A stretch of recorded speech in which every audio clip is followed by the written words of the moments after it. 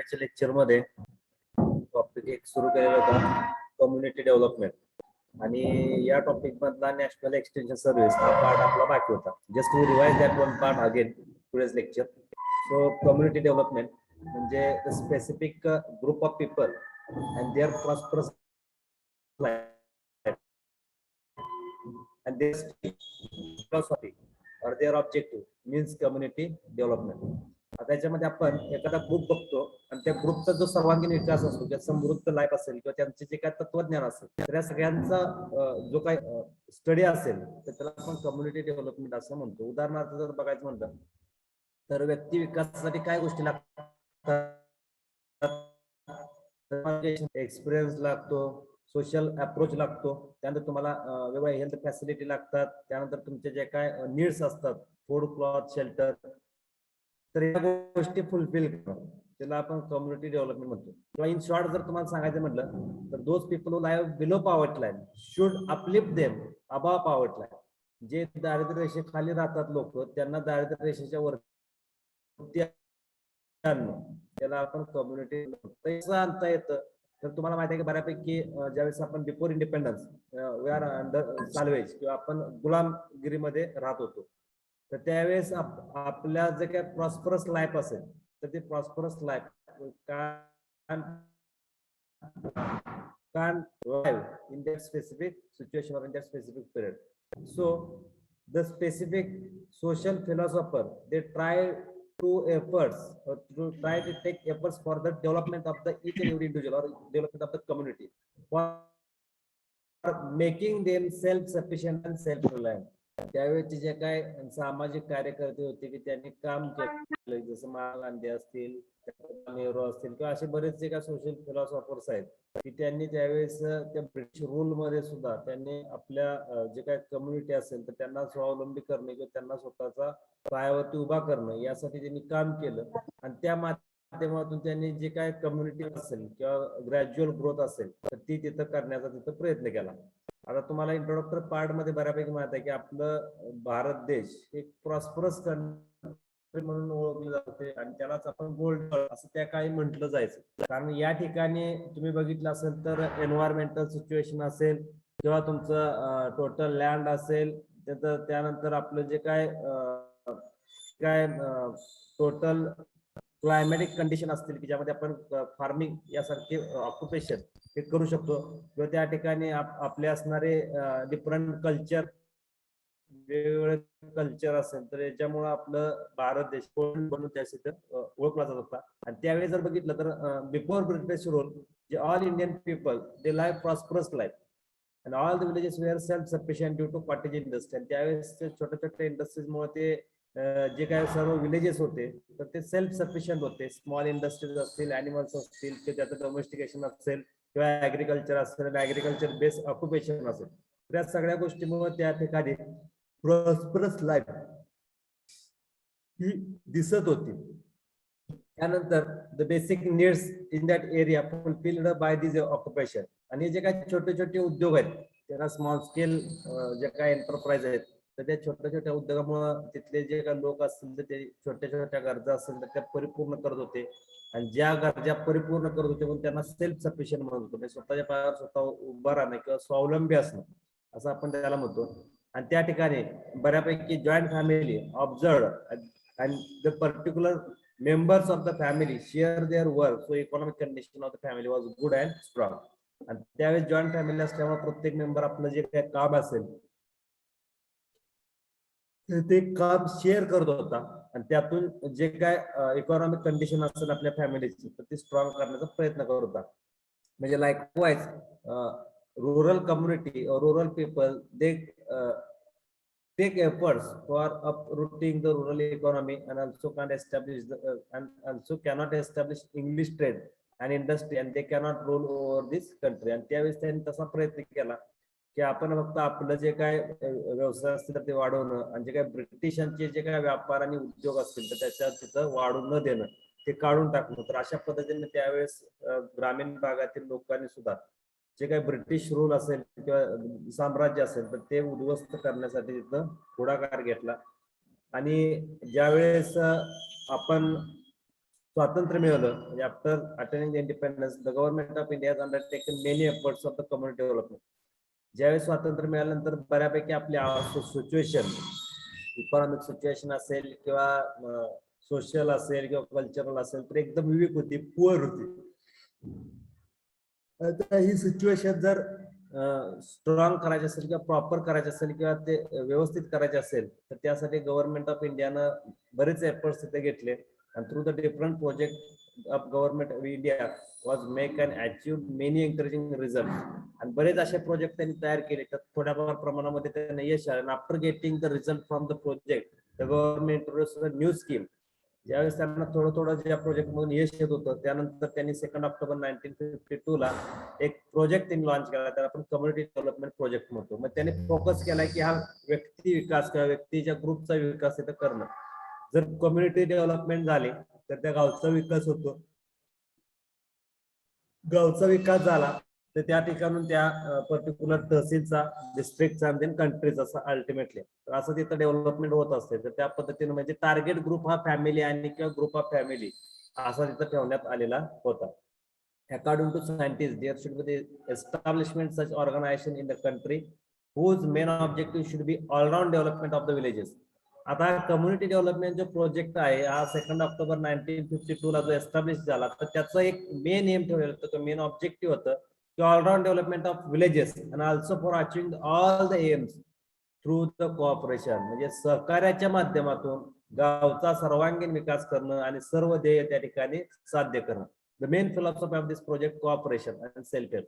आता ह्याच्या पाठीमागची फिलॉसॉफी म्हटलं की कोऑपरेशन अँड सेल्फ हेल्प, स्वतःची मदत स्वतः करणं आणि जे काय स्वतःच्या पायावरती स्वतः उभा करणं, याच्यामध्ये सहकार्याच्या माध्यमातून. आता एखाद्याला जर काय अडचण असेल तर त्याला हेल्प करणं, असिस्ट करणं, कोऑपरेट करणं, तर या माध्यमातून त्यांनी हा प्रोजेक्ट सुरू केला. This concept will make the country a new India. आणि या जे काय आपली कन्सेप्ट आहे याच्यातून आपण एक नवीन भारत किंवा reconstruction of the India through the planning commission considering the basic concept for the community development. आणि या माध्यमातून आपण नवीन भारत किंवा भारताचं जे काही रिकन्स्ट्रक्शन असेल, पुनरुज्जीवन असेल किंवा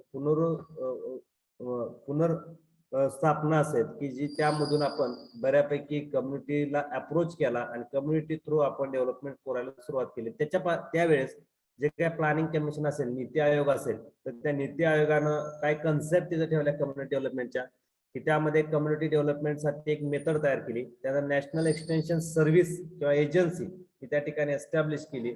आणि the goal is to change the social and economic condition of the village. त्यांनी एक गोल ठेवलं की सोशल अँड इकॉनॉमिक कंडिशन फक्त इम्प्रूव्ह करायची. कारण इकॉनॉमिक कंडिशन जर स्ट्रॉंग केली तर जर तुम्ही पॉवर्टी लाईनच्या बिलो असाल किंवा जर बिलो पॉवर्टी लाईन असाल तर त्या तुम्हाला अपलिफ्ट करता येऊ शकतं. आणि नॅशनल एक्सटेन्शन सर्व्हिस जे आहे तर त्या नॅशनल एक्सटेन्शन सर्व्हिस म्हणजे जे काय राष्ट्रीय विस्तार सेवा आहेत, या माध्यमातून प्रत्येकाच्या ठिकाणी म्हणजे ग्रासरूट लेवलला किंवा पूर्ण ग्रासरूट लेवलला आपण तिथं काम करता येईल किंवा विलेज लेवल वर्कर तिथं काम करू शकतील. And thus the community development project is the agency to change the social and economic condition of the village. आणि यासाठी आपल्याला हा community development project with the help of cooperation and self help implemented for changing the social and economic condition of the village. आता community definition म्हणजेच काय? It is a group of people who live in a geographical area and have interest in each other for the purpose of making better living. Community म्हणजेच काय?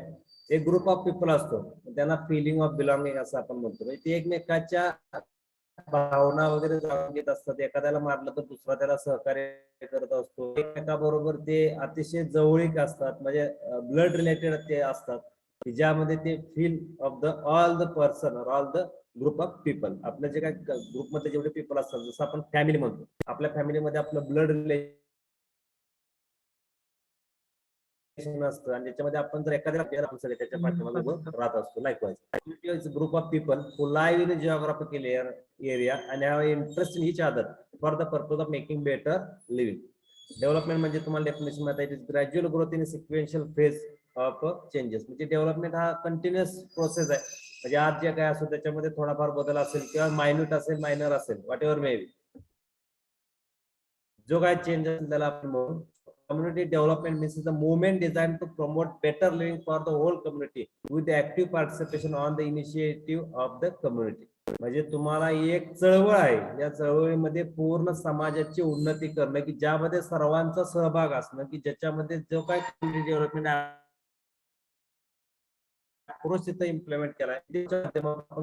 आता दुसरी definition आहे, it is a method by which people in villages are involve in helping to improve their own economic and social condition. Community development म्हणजेच काय, की यामध्ये सर्व लोकांचा सहभाग असणं, कशासाठी मदत करणं, कशासाठी मदत करणं, to improve their economic and social condition, त्यांची आर्थिक आणि सामाजिक परिस्थिती सुधारणं, and thereby they become effective working group in the programme. आणि ते त्या माध्यमातून जे काय आपले वर्किंग ग्रुप आहेत, ग्रुपच्या माध्यमातून जे काय नॅशनल डेव्हलपमेंट असेल तर ते नॅशनल डेव्हलपमेंट करणं.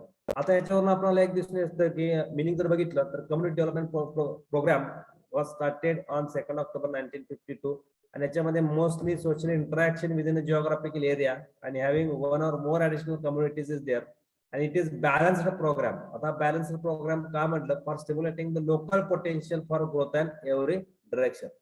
Then community development is technically aided and locally organized self-help.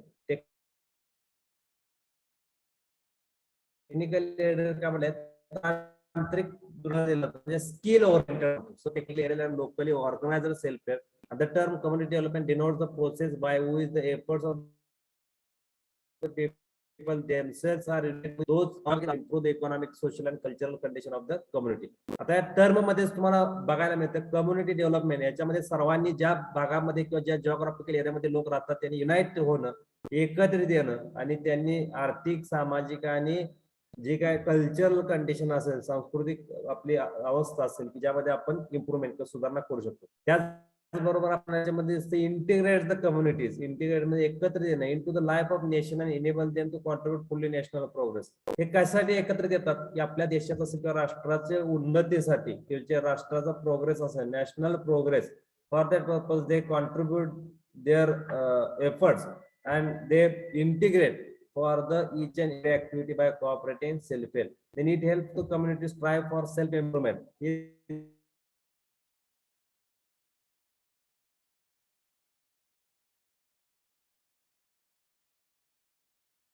झगडत असतात किंवा कायम take efforts for the self improvement. आपण प्रत्येक जण स्वतःच्या इम्प्रुव्हमेंट साठी प्रयत्न करत असतो. उदाहरणार्थ तुम्ही जर बघितलं की आपण जर एखादा स्पर्धा परीक्षेचा अभ्यास करत असतो, कुठला एखादा स्टडी करत असतो, तर त्यावेळेस आपण असं म्हणत नाही की आपण मित्राला तिथं मदत करून त्याला त्याचा अभ्यास आधी घेऊन नंतर आपण अभ्यास करू. पहिला आपण स्वतः अभ्यास करतो, त्यानंतर ते इतरांच्या बरोबर डिस्कशन असेल किंवा इतरांच्या बरोबर काय कम्युनिकेशन असेल तर त्या माध्यमातून आपण स्टडी करत असतो. Likewise self improvement is most important. आधी स्वतःमध्ये बदल करा, त्यानंतर इतरांच्या मध्ये बदल करण्याचा प्रयत्न करा. जसं तुम्ही मोटिवेशनल स्पीच बघितलं असतं की मोठमोठे जे काही ऑफिसर्स असतात की ते स्वतः अगोदर त्याच्यामध्ये गेलेले असतात, त्यांचे जे काही प्लॅन्स असतात किंवा त्यांचे जे काही एफर्ट्स असतात किंवा त्यांचे जे काही स्टेप्स असतात तर ते फुटफोर करत असतात नेक्स्ट जनरेशनला, की they should also take such type of efforts, not same efforts. तुम्ही तेच एफर्ट्स घ्या असं त्यांचं एक्सपेक्टेशन असतं, पण अशा पद्धतीच्या काही नियोजन की ज्यातून तुमचं जे काय लाईफ असेल तर चेंज होऊ शकतं. The planning commission took the decision that this project should be introduced in 15 different parts. Niti आयोगाने एक निर्णय घेतला की आपण वेगवेगळ्या जिल्ह्यामध्ये हा प्रोजेक्ट राबवूया, ज्यामध्ये corporation of the Ford foundation study it wide effect of the establishment for village level worker training centre, की ज्याच्यामध्ये अमेरिकेमध्ये फोर्ड फाउंडेशन आहे अमेरिकेचं, की त्यांच्या मार्फत एक 15 एक जिल्ह्यामध्ये किंवा 15 डिफरंट पार्ट्स आपल्या इंडियामधल्या भागामध्ये राबवलं आणि त्याचा रिझल्ट तिथं चेक करणं, आणि स्टडीड द वाईड इफेक्ट आणि establish 4 villages level worker training centre. आणि याचा जो इफेक्ट असेल तर तो इफेक्ट हा 4 विलेज लेवलवरती वर्कर ट्रेनिंग सेंटर थ्रू तिथं ऑब्झर्व करणं. After this experience the central government started community development project 2 October 1952. तर अशा पद्धतीने फोर्ड फाउंडेशन अमेरिकेच्या साह्यानं आणि नीती आयोग यांच्या संगनमतानं ज्यावेळेस हा प्रोजेक्ट तिथं इम्प्लिमेंट करण्यात आला, त्याचं जे काही वाईड इफेक्ट असेल किंवा त्यांचा इन्फ्लुएन्स असेल की ज्याचा रिझल्ट हा establishment of community development project on 2 October 1953. 3 famous American sociologist contribute in the formulation of this project. त्याच्यासाठी 3 फेमस अमेरिकन स्पेशालिस्ट आहेत की त्यांचं कॉन्ट्रीब्युशन लाभलं. या प्रोजेक्टचे मेन ऑब्जेक्टिव्ह आहेत ऍग्रिकल्चर प्रोडक्शन इन्क्रीज करणं, त्यानंतर कम्युनिटी आणि इंटिग्रेटेड डेव्हलपमेंट, समाजाला एकत्रित ठेवणं आणि एकत्रित विकास करणं, then extension of new scientific knowledge, वेगवेगळ्या तांत्रिक किंवा शास्त्रीय ज्ञानाचं विस्तार करणं, development of small and medium irrigation project, जे काय आपले इरिगेशनचे प्रोजेक्ट्स असतील छोटे मोठे तर त्याचा विकास करणं. शेतीसाठी अतिशय महत्वाचा घटक म्हणजे वॉटर आहे, तर वॉटर बेस जे काय फार्मिंग असेल की त्यासाठी आपल्याला development of irrigation is most important. So that time they focus small and medium irrigation project. Then development of cooperative organisation, सहकारी संघटना असेल तर त्याचं निर्माण करणं किंवा त्याचा विकास करणं.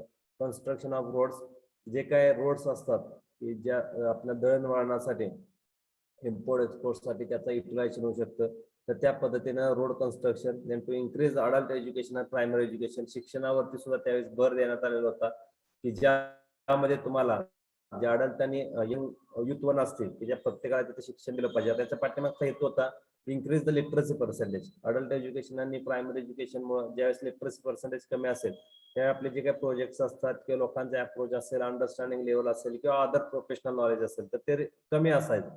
तर ते इन्क्रीज करण्यासाठी तुम्हाला अडल्ट एज्युकेशन आणि प्रायमरी एज्युकेशन हा त्यावेळेस फोकस करण्यात आला होता. आणि फॅसिलिटी फॉर एंटरटेनमेंट, मनोरंजनाच्या वेगवेगळ्या फॅसिलिटी त्या ठिकाणी सुरू करण्यात आलेल्या होत्या. Development of primary health care centres and the public health services, म्हणजे प्राथमिक आरोग्य केंद्र आणि लोकांच्या आरोग्य सेवा, लोक आरोग्य सेवा, तर असे वेगवेगळे कार्यक्रम म्हणजे आरोग्याविषयी चालू करण्यात आले होते, ज्याला आपण सॅनिटरी सर्व्हिसेस सुद्धा असं म्हणतो. To inspire the youth for the development programme, जे नवीन युवक वर्ग असतात तर त्यांना प्रेरणा निर्माण करणे, वेगवेगळे जे काही विकासात्मक कार्यक्रम असतील तर त्याच्यामध्ये सहभाग होणं, ते कार्यक्रम यशस्वीपणे पूर्ण करणं किंवा यशस्वीपणे त्याचं अंमलबजावणी करणं यासाठी सहकार्य करणं. तर यासाठी जे काही युवक होते की जे किंवा लिडर्स असतील तर त्यांना मोटिवेट करणं किंवा त्यांना प्रेरणा निर्माण करणं. Then all round development of the rural community, सर्वांगीण विकास म्हणजे अन्न, वस्त्र, निवारा, रोड असेल, स्ट्रीट लाईट फॅसिलिटी असेल, म्हणजे गावात ज्या काही तुम्हाला गरजा असतील तर त्या गरजा परिपूर्ण करण्याचा त्या ठिकाणी प्रयत्न करणं. To develop the feeling of communitarian lifestyle among the rural people, त्यांची जी काही राहण्याची जी काही स्टाईल होती लाईफस्टाईल तर त्याच्यामध्ये सुद्धा त्या थोडाफार चेंज करणं. म्हणजे तुम्ही बघितलं असेल अर्बन अँड रुरल मधले जे काही लाईफस्टाईल असेल तर त्याच्यामध्ये ऍटलिस्ट मॅचिंग लाईफस्टाईल ही तिथं तयार करणं असा त्याचा एक उद्देश होता. डेव्हलप द फिलिंग, आता याच्यामध्ये लाईफस्टाईल म्हणजेच काय, स्टँडर्ड्स ऑफ लिव्हिंग असं आपण त्याला म्हणतो की तुमचा राहणीमानाचा दर्जा, म्हणजे तुम्ही गावामध्ये राहत असताना झोपडीमध्ये न राहता घरामध्ये राहणं किंवा इकडे तिकडे फिरायला जात असताना सायकलवरून न जाता टू व्हीलर असेल किंवा फोर व्हीलर असेल किंवा जे काही बस असेल तर त्यानं जाणं, तर त्याला आपण एक लाईफस्टाईल म्हणतो. तर त्या लाईफस्टाईल मध्ये जगणं. Confidence to create inspiration for working by self decision among the rural people and establish local leadership and institution that can tackle the problems of that area. ह्याच्यामध्ये प्रत्येकानं जबाबदारीनं काम करणं, त्यासाठी फिलिंग ऑफ द रिस्पॉन्सिबिलिटी, त्यानंतर आत्मविश्वास तयार करणं, प्रेरणा तयार करणं. ते कशासाठी गोष्टी गरजेच्या आहेत तर फॉर सेल्फ डिसिजन या लोकांच्या मध्ये अमंग द रुरल पीपल आणि एस्टॅब्लिश लोकल लिडरशिप, आणि त्या माध्यमातून आपण लोकल लिडरशिप एस्टॅब्लिश करणं, वेगवेगळ्या इन्स्टिट्यूशन प्रॉब्लेम तिथे टॅकल करता येतील. Then to spread the programme of the community development, national extension service organised on 2 October 1953. 1952 साली ज्यावेळेस आपला प्रोजेक्ट चालू झाला त्यानंतर 1953 साली 2 ऑक्टोबर 1953 साली नॅशनल एक्सटेन्शन सर्व्हिस ही त्या ठिकाणी ऑर्गनाइज किंवा त्याची संघटना तिथं स्थापन झाली. म्हणजे राष्ट्रीय विस्तार सेवा ही 2 ऑक्टोबर 1953 ला सुरू झाली आणि extended to the whole nation by 1963. आणि पुढच्या 10 वर्षामध्ये पूर्ण देशामध्ये याचा पूर्ण विस्तार झाला. आणि for limiting the scope of the programme it become necessary that it should be introduced at different stages. It form that time was the following ways, आणि वेगवेगळ्या पद्धतीने वेगवेगळ्या स्टेजमध्ये त्याची अंमलबजावणी करण्यात आली. पहिल्या स्टेजमध्ये काय केलं, at this stage local people were advised to the participate in the development program. पहिल्या टप्प्यामध्ये ग्रामीण किंवा लोकल जे काही जवळचे लोक असतात तर त्यांना सल्ला देणं, त्यांना सहभाग करण्यासाठी प्रोत्साहन देणं आणि त्यातून वेगवेगळे प्रोग्राम तिथे इम्प्लिमेंट करणं. आणि duration was decided for 10 years, आणि त्याचा जो कालावधी होता हा 10 वर्षाचा होता. दुसऱ्या स्टेजमध्ये काय करण्यात आलं, the programme of community development were enlarge and the duration was of 1 year. त्यानंतर हा प्रोग्रामचं जे काय स्ट्रक्चर होतं, तर ते स्ट्रक्चर एनलार्ज करण्यात आलेलं होतं आणि त्याचा फक्त कालावधी 1 वर्षच ठेवण्यात आला. तिसऱ्या स्टेजमध्ये काय करण्यात आलं, community development programme and the intensive development programme were to be introduce.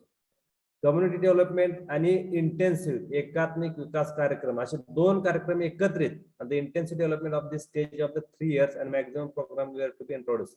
आणि हा 3 वर्षाचा इंटेन्सिव्ह ऍग्रिकल्चर डेव्हलपमेंट प्रोग्राम हा तिथे ठेवण्यात आला आणि maximum programme were to be introduce, जास्तीत जास्त प्रोग्राम त्या ठिकाणी इंट्रोड्यूस करण्याचा प्रयत्न केला. तर 4th स्टेज मध्ये काय करण्यात आलं, in this stage again community development programme were to be enlarge and program and budget of 3rd stage is minimized. 4थ्या स्टेज मध्ये हा कम्युनिटी डेव्हलपमेंट प्रोग्राम परत मोठ्या स्वरूपामध्ये राबवण्याचा प्रयत्न करण्यात आला, पण त्याच्यावरचा जो काय खर्च असेल त्याच्यावरचं बजेट असेल तर ते फक्त काय करण्यात आलं, मिनिमाइज करण्यात आलं.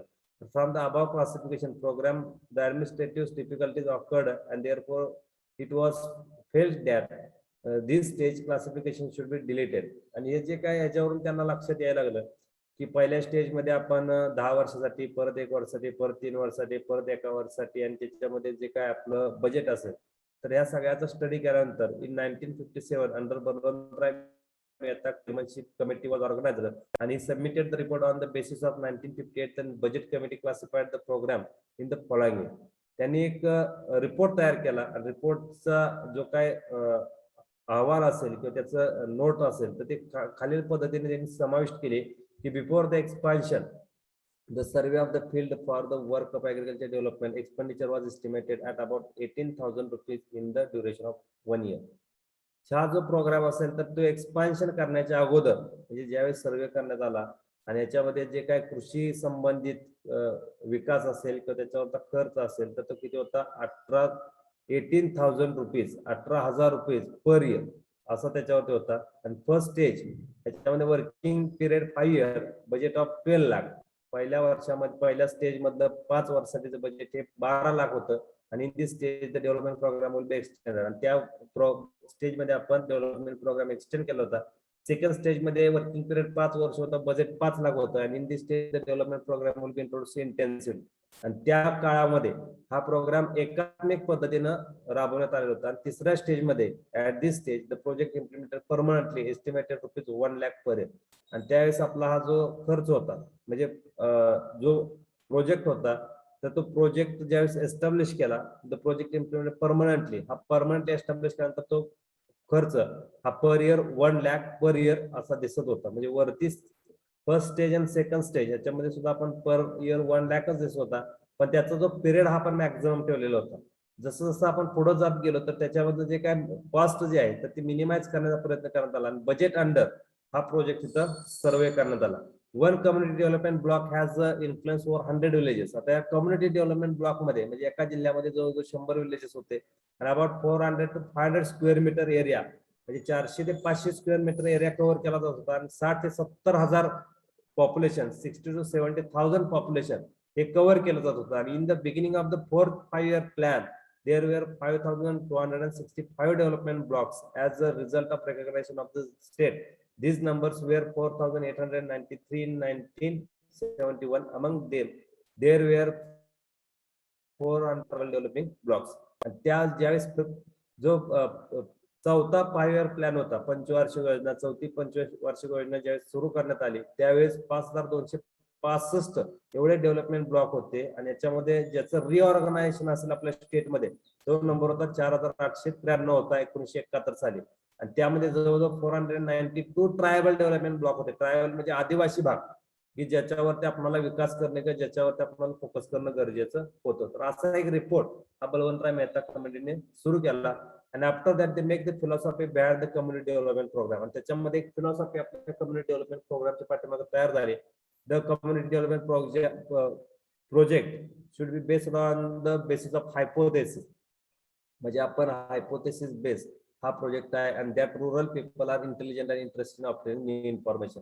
आणि याच्यामध्ये असं लक्षात आलं की प्रत्येक ग्रामीण भागातील लोक हे हुशार आहेत आणि नवीन ज्या काही गोष्टी असतात किंवा माहिती असेल तर ती घेण्यासाठी इंटरेस्टेड असतात किंवा त्यांना तिथं आवड असते.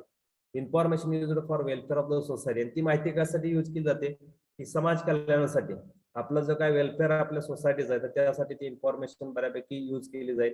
Then programme should be based on the field need of the community. बऱ्यापैकी प्रोग्राम हे ग्रामीण भागातील ज्या काही गरजा आहेत तर त्यावर आधारित हे प्रोग्राम असल्यामुळे बऱ्यापैकी लोकांचा अप्रोच इथं असायचा.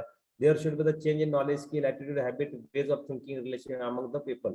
या प्रोग्रामचा एक महत्वाचा ऍडव्हान्टेज किंवा इन्फ्लुएन्स दिसून आला की change the knowledge, skill, attitude, habit. म्हणजे सवयी असतील, आपले विचार असतील किंवा आपले दृष्टिकोन असतील, कौशल्य असतील, ज्ञान असेल, विचार असेल किंवा आपले संबंध असतील, ह्याच्यामध्ये बऱ्यापैकी चेंज हा त्याच्यातून दिसून आला. इंडिव्हिज्युअल आणि फॅमिली डेव्हलपमेंट बऱ्यापैकी फोकस जो केलेला एरिया होता किंवा टार्गेट ग्रुप होता त्याच्यामध्ये आपल्याला विकास दिसत होता. Democratic approach in the programme, याच्यामध्ये एक डेमोक्रॅटिक अप्रोच होता. म्हणजे कुठेही हुकुमशाही वगैरे असं दिसत नव्हतं की ज्यांना सहभाग व्हायचा असेल तर ते होऊ शकत होते, विलिंगली पार्टिसिपेट होऊ शकत होते, willingly act on the specific programme, त्याच्यामध्ये काम करू शकत होते. तर असा एक डेमोक्रॅटिक अप्रोच या प्रोग्राम मध्ये होता. आणि it fulfil all the wishes of the people. याच्यामध्ये या प्रोग्राम मध्ये जे काय गरजा असतील लोकांच्या, म्हणजे food, cloth, shelter, security, recognition, response, new experience, हे जे काय अशा विशेष लोकांच्या अपेक्षा असतात की आम्हाला सिक्युरिटी पाहिजे, फूड पाहिजे, क्लॉथ पाहिजे, शेल्टर पाहिजे, काय रिस्पॉन्स म्हणजे तुम्ही जबाबदाऱ्या काय असतील किंवा नवीन अनुभव काय असतील, तर या ज्या काही वेल विशेष असतात तर त्या फुलफिल करण्यात येत होत्या. Improving standards of living of the community, जे काय आपला समाज असेल तर त्याचा राहणीमानाचा दर्जा उंचावणं. Make community free from poverty, जे काय आपला समाज असेल तर त्यांना गरिबीपासून मुक्त करणं, गरिबी कमी करणं हा त्याच्या पाठीमागचा उद्देश होता.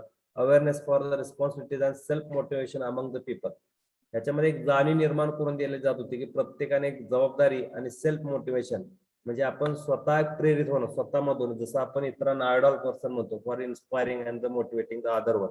So self-motivation is the main aim behind the community development project. Then mostly focus on community, जे काय स्पेसिफिक जिओग्राफिक एरियामध्ये द ग्रुप ऑफ पीपल, जे फॅमिली असेल किंवा ब्लड रिलेटेड मेंबर्स असतील तर त्यांचा विकास करणं. Development of cooperativeness among the people, म्हणजे सहकार्याची भावना तिथे निर्माण करण्याचा प्रयत्न या प्रोजेक्ट मार्फत होता. कारण याच्यामध्ये मेन एम आणि ऑब्जेक्टिव्ह हे तेच होतं, cooperation and self help. then to create the confidence towards the science and technology. प्रत्येक लोकांचा जो आत्मविश्वास असेल तर तो शास्त्र आणि तंत्रज्ञान याकडे जास्त झुकवला जात होता आणि त्याच्याकडे त्यांचा अप्रोच पॉझिटिव्ह केला जात होता. then to develop rural leadership and rural institution, ग्रामीण भागातील जे काही लिडरशिप पॅटर्न असेल तर तो स्ट्रॉंग करणं, तो तिथं इव्हॉल्व्ह करणं आणि लोकल जे काही इन्स्टिट्यूशन असेल तर त्या एस्टॅब्लिश करणं, यासाठी तिथं बऱ्यापैकी असिस्टंट केलं जात होतं. and development of other resource for community development, आपल्या समाज विकासासाठी जे काय आपल्याला स्त्रोतांची आवश्यकता असते की जे स्त्रोत तिथं डेव्हलप करणं किंवा त्याचं एस्टॅब्लिशमेंट करण्याचा प्रयत्न त्यातून केला जात होता. Social, cultural, economic development of the rural society, आणि सर्वांगीण विकास, all round development of the village, which means सामाजिक, आर्थिक आणि सांस्कृतिक विकास म्हणजेच कम्युनिटी डेव्हलपमेंट, असा त्याच्यामध्ये थोडक्यात तिथं एम किंवा त्या माध्यमातून तिथं प्रयत्न केला जात होता.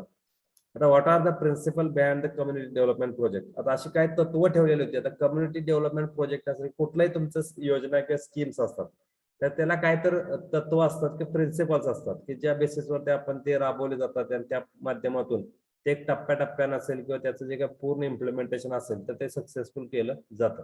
उदाहरणार्थ ट्रायबल डेव्हलपमेंट प्रोजेक्ट्स असतील तर ते कुठेही इम्प्लिमेंट केले जात नाही, तर त्याला काहीतरी प्रिन्सिपल्स असतात. म्हणजे ट्रायबल एरिया असावा, त्या ट्रायबल एरियाचे तुम्हाला काय प्रिन्सिपल्स असतात, तर त्या प्रिन्सिपल बेस किंवा त्या स्ट्रक्चर बेस हा प्रोजेक्ट राबवले जातात. तर likewise community development project also implemented through under the some principles. काय गाईडलाईन आहेत किंवा काय प्रिन्सिपल्स आहेत, त्यातलं पहिलं आहे it is continuous educational program. हा प्रोग्राम जो आहे तो कंटिन्युअस एज्युकेशनल प्रोग्राम आहे, कारण याच्यामध्ये पीपल पार्टिसिपेशन, पीपल अप्रोच किंवा ऍक्टिव्ह पार्टिसिपेशन हा अतिशय महत्वाचा रोल होता. जर लोकच नसतील तर त्याचं कम्युनिटी डेव्हलपमेंट होऊ शकत नाही. So the continuous educational program that of the community development and the need and the problem once settled someone new may arise. आणि एक कशासाठी असं म्हणलं कंटिन्युअस एज्युकेशन, कारण एखादा प्रोजेक्ट असेल किंवा एखादा प्रॉब्लेम असेल तर एकदा सेटल झाला तर त्यानंतर नवीन एखादा प्रॉब्लेम असेल तर तो त्या ठिकाणी अराईज होत होता. It is necessary to understand the social structure before initiating the program. यावेळेस एक महत्वाची गोष्ट लक्षात घेणं गरजेचं होतं की सोशल स्ट्रक्चर, कारण जे काय ग्रुप ऑफ कम्युनिटी असेल तर प्रत्येकाचं थिंकिंग असेल किंवा प्रत्येकाचा ऍटिट्यूड असेल, हॅबिट्स असतील किंवा फिलिंग ऑफ बिलॉंगिंग असेल, तर that one is different. So it is necessary to understand the social structure before initiating the program. कुठलाही प्रोग्राम राबवण्याच्या अगोदर तिथल्या पूर्ण परिस्थितीचा आढावा घेणं, ते सोशल स्ट्रक्चरचा स्टडी करणं गरजेचं असतं. The working plan of the community development program will be based upon the necessary needs of the community. म्हणजे जसं तुम्ही आपण बघितलं की ज्यावेळेस जसं आपण कम्युनिटी डेव्हलपमेंट प्रोजेक्ट जो आहे तर तो फेल्ट नीड बेस, म्हणजे जे आवश्यक गोष्टी असेल food, cloth, shelter, security likewise, तर ज्या गोष्टी गरजेच्या आहेत की जेव्हा ज्या गोष्टी तिथं आपल्याला देणं गरजेचं आहे तर त्या बेसिसवरती तिथं इम्प्लिमेंट केला जातो. उगाच जिथं ज्या गोष्टी गरजेच्या नाहीत अशा गोष्टीसाठी तो प्रोग्राम तिथे इम्प्लिमेंट केला जात नव्हता. So felt need is the major key for the implementation of the community development program. The multi-purpose program will be established to fulfill the entire and balanced need of community development. आता multipurpose म्हणजेच काय, जसं आपण community development project बरोबर intensive agriculture development project किंवा intensive community development programme असा एक combine programme हा आपण तिथं बघितला की 4th फायर प्लॅन मध्ये हा तिथं सुरू करण्यात आला. म्हणजे एकात्मिक ग्रामीण विकास कार्यक्रम की ज्यामध्ये वेगवेगळे कार्यक्रम सायमल्टेनियसली, म्हणजे त्याला आपण balanced need of the community development, म्हणजे तुम्हाला जे काय बजेटमध्ये तुम्हाला जे काय प्रोग्राम व्यवस्थित पद्धतीने राबवता येतील किंवा लोकांचं ऍक्टिव्ह पार्टिसिपेशन असेल किंवा त्यातून आपलं ओव्हरऑल डेव्हलपमेंट असेल किंवा ऑलराऊंड डेव्हलपमेंट असेल तर ती त्या ठिकाणी करता येईल. म्हणून त्याला आपण मल्टीपर्पज प्रोग्राम होतो. म्हणजे फक्त एकच पर्पज न ठेवता ऍग्रिकल्चर एक ठेवायचा, वुमन डेव्हलपमेंट एक ठेवायचा, चाइल्ड डेव्हलपमेंट एक असेल किंवा अजून गावातला जो काय हेल्थ रिलेटेड असतील किंवा प्रायमरी हेल्थ सेंटर रिलेटेड असतील तर असे वेगवेगळे प्रोग्राम तिथं सायमल्टेनियसली इम्प्लिमेंट करणं. Then to change the attitude of the people toward the achievement in the beginning of the program. आता महत्वाचा जो अप्रोच ह्या प्रोग्राम मध्ये ठेवण्यात आलेला होता की ऍटिट्यूड चेंज करणं, कारण काही लोक विलिंगली पार्टिसिपेट होतात, म्हणजे स्वेच्छेनं पार्टिसिपेट होतात की जे प्रोग्राम असतात गव्हर्नमेंटनं तयार केले आहेत, आपल्या सर्वांगीण विकासासाठी तयार केले आहेत, हे जाणत असताना जे काय विलिंगली पार्टिसिपेट होतात की ज्या व्यतिरिक्त जे पार्टिसिपेट होत नाही तर त्यांच्यामध्ये एक मत परिवर्तन करणं, ज्याला आपण पर्सुएशन ऑफ द माइंड असं आपण म्हणतो, मनाचं परिवर्तन करणं. तर त्यासाठी attitude of the people toward the achievement, तर त्या प्रोग्रामचं एक महत्व असेल किंवा ऍडव्हान्टेज असेल किंवा त्या प्रोग्रामचं इम्प्लिमेंटेशन करण्याचा हेतू जो असेल तर तो जर स्पष्ट झाला तर लोक ऑटोमॅटिकली त्याच्यामध्ये समाविष्ट होतील. त्यानंतर next one principle, the community development program participation of local people and their leaders should be secured and inactive local administration should be activated.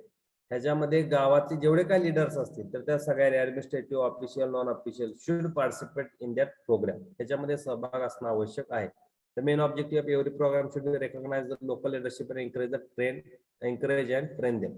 आणि जसे इतर प्रोग्राम असतात की लिडरशिप पॅटर्न तयार करणं, लिडरशिप जे काय असतात त्यांना एनकरेज करणं किंवा त्यांना प्रशिक्षण देणं, तर कम्युनिटी डेव्हलपमेंट प्रोजेक्ट असेल किंवा प्रोग्राम असेल तर याच्यामध्ये सुद्धा लिडरशिप तयार करणं, एनकरेजमेंट करणं आणि त्यांना ट्रेन करणं असा एक तिथं 3 कलमी कार्यक्रम आपल्याला दिसत होता. In the community development project the participation of rural youth should be secured. जे काय ग्रामीण भागातले जे काही युवक असतात तर त्यांचा जे काय सहभाग असेल तर तो सुद्धा तिथे सिक्युअर करण्यात आला होता. आणि to provide the government aid according to the need of making community development program effective.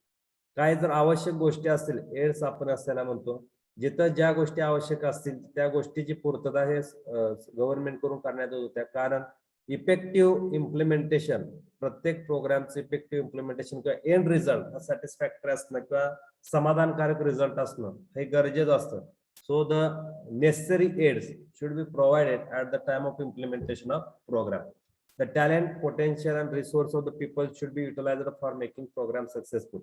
हा प्रोग्राम यशस्वी करण्यासाठी लोकांचं टॅलेंट असेल, त्यांचं पोटेन्शियल किंवा कार्यक्षमता असेल किंवा वेगवेगळे स्त्रोत असेल तर त्याचा प्रॉपर किंवा योग्य पद्धतीने वापर हा त्या ठिकाणी केला जात होता. At national level for the implementation of community development project, ज्यावेळेस आपण नॅशनल लेवलवरती जर कम्युनिटी डेव्हलपमेंट प्रोजेक्ट एस्टॅब्लिश करत होतो त्यावेळेस फॅमिलियर पॉलिसीज त्याचं अडॉप्शन केलं जात होतं.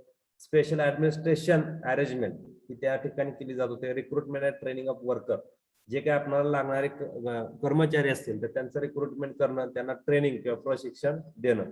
In cooperation of local and national institution, जे काय लोकल आणि नॅशनल संस्था असतील तर त्यांचं कोऑपरेशन किंवा सहाय्य घेणं. then research experiment and evaluation team should be supplied according to the need of the organization. जशी गरज असेल तर त्या पद्धतीनं संशोधन असेल, प्रयोग असतील किंवा मूल्यमापन असेल तर अशा वेगळ्या ज्या काय टीम असेल तर त्या योग्य त्या कालावधीमध्ये तिथं प्रोव्हाइड करणं, त्या तिथं ऑर्गनाईज करणं. For the community development program the cooperation of local national आणि international non government organization should be taken entirely. ह्या प्रोग्रामच्या वेळेस एनजीओ जे असतात नॉन गव्हर्नमेंट ऑर्गनायझेशन जे राष्ट्रीय आणि आंतरराष्ट्रीय लेवलवरच्या तर त्यांचा सुद्धा सहभाग किंवा त्यांचा सुद्धा असिस्ट त्या ठिकाणी घेतला जात होता. It is necessary to develop socio economic condition at the local and national level. त्याच्यामध्ये तुम्हाला जे काय सामाजिक आणि आर्थिक परिस्थिती आहे लोकल आणि नॅशनल लेवलची तर ती सुद्धा त्या ठिकाणी डेव्हलप करण्यात येत होती. आता या प्रोग्राम मध्ये जो काय अप्रोच ठेवण्यात आलेला होता की या प्रोग्राम मधला जो टार्गेट एरिया होता तर तो होता ऍग्रिकल्चर आणि ऍग्री रिलेटेड एरिया. त्याच्यामध्ये अॅनिमल ब्रीड असेल, व्हेजिटेबल फार्मिंग असेल, त्यानंतर मॅन्युअर फर्टिलायझर असेल, सीड इरिगेशन असेल आणि लँड रिफॉर्मेशन असेल. त्यानंतर development and cooperation related new development committees आणि establishment of old committees, reestablishment of old committees. Employment मध्ये organization of program for rural and small cottage industry for this purpose. म्हणजे तुम्हाला नोकरीसाठी जे काय छोटे आणि मोठे उद्योग असतील तर ते तयार करणं, तशा इंडस्ट्री तयार करणं की ज्यातून तुमचा रोजगाराचा प्रश्न सुटला जाईल. त्यानंतर ट्रान्सपोर्टमध्ये ह्याच्यामध्ये रोड कन्स्ट्रक्शन असेल किंवा डेव्हलपिंग मीन्स ऑफ ट्रान्सपोर्टेशन, तुमच्या आजूबाजूच्या भागामध्ये ट्रान्सपोर्टेशनचे मीन्स डेव्हलप करणं म्हणजे तुम्हाला रेल्वे रोड असेल किंवा रोड फॅसिलिटी असेल किंवा जर तुम्ही समुद्रा काठी असाल किंवा रिव्हर साईड असाल तर त्या ठिकाणी सी किंवा वॉटर ट्रान्सपोर्ट असेल तर अशा फॅसिलिटी त्या ठिकाणी अवेलेबल करणं त्याला आपण मीन्स ऑफ ट्रान्सपोर्टेशन म्हणतो. Then education programs of compulsory and free education and adult education. आता हे लिटरसी पर्सेंटेज इन्क्रीज करण्यासाठी जे काय युथ एज्युकेशन असेल किंवा प्रायमरी एज्युकेशन असेल तर या जे काय एज्युकेशन बेस जे काय प्रोग्राम होते तर त्या ठिकाणी लिटरसी पर्सेंटेज इन्क्रीज करणं हा त्याच्या पाठीमागचा हेतू होता. Health related sanitary program it to look after the sick people, maternal and child care. ह्याच्यामध्ये जे काही आजारी लोक असतात ते maternal, women's and child care हा प्रोग्राम त्याच्यामध्ये मोस्टली कन्सिडर करण्यात येत होता. ट्रेनिंग मध्ये प्रशिक्षणामध्ये वेगवेगळे हँडिक्राफ्ट वर्कर असतात की त्यांना प्रशिक्षण देणे किंवा नवीन जे काही स्किल असतात तर ते जे काय साऊंड पर्सन असतात तर त्यांना सुद्धा तिथं ट्रेनिंग देण्यात येत होतं. सोसायटी वेलफेअर ह्याच्यामध्ये सोसायटी वेलफेअर मध्ये to introduce the program family planning, society welfare and community entertainment. म्हणजे पूर्ण जे काही आपली सोसायटी असेल तर त्याचं कल्याण यासाठी वेगवेगळं फॅमिली प्लॅनिंग असेल, सोसायटी वेलफेअर असेल किंवा कम्युनिटी एंटरटेनमेंट असेल तर असे प्रोग्राम तिथं इम्प्लिमेंट केले जात होते. त्याचं जे काय ऑर्गनायझेशनल स्ट्रक्चर आहे कम्युनिटी डेव्हलपमेंट प्रोग्राम हे कसा राबवला जातो याच्यामध्ये कशा पद्धतीनं national level, state level, district level, tehsil level आणि विलेज लेवलला त्याचं ऑर्गनायझेशन असते किंवा कसे कसे ऑफिशियल मेंबर असतात तर ते बघा. त्याच्यामध्ये पहिला जो आहे तर नॅशनल लेवलला प्राईम मिनिस्टर असतात आणि त्यानंतर प्राईम मिनिस्टरच्या अंडर हे national development council all chief ministers असतात ऑफ द स्टेट्स. म्हणजे प्राईम मिनिस्टरच्या अंडर हे प्रत्येक राज्याचे मुख्यमंत्री असतात आणि मुख्यमंत्री आणि प्लॅनिंग कमिशनर म्हणजे नीती आयोगाचे जे काय आयुक्त असतात तर ते त्या ठिकाणी ऑल मेंबर्स मध्ये असतात. स्टेट लेवलला चीफ मिनिस्टर हा स्टेट डेव्हलपमेंट कमिटीचा चेअरमन असतो. त्यानंतर डेव्हलपमेंट कमिशनर हा डिस्ट्रिक्ट लेवलला सेक्रेटरी असतो. ब्लॉक लेवलला ब्लॉक डेव्हलपमेंट ऑफिसर असतो, त्याला आपण बीडीओ असं म्हणतो. आणि विलेज लेवलला विलेज डेव्हलपमेंट ऑफिसर असतो. लास्टली पीपल्स असतात. आता community development under democratic decentralisation म्हणजे पंचायत राज सिस्टीम मध्ये जर आपण हा प्रोग्राम घेतला तर जिल्हा परिषदेमध्ये अध्यक्ष असतो. त्यानंतर पंचायत समितीमध्ये प्रेसिडेंट पंचायत समितीचा अध्यक्ष असतो आणि ग्रामपंचायतमध्ये ग्रामपंचायतचा अध्यक्ष त्याला आपण सरपंच असं आपण म्हणतो किंवा ग्राम प्रधान असं आपण त्याला म्हणतो.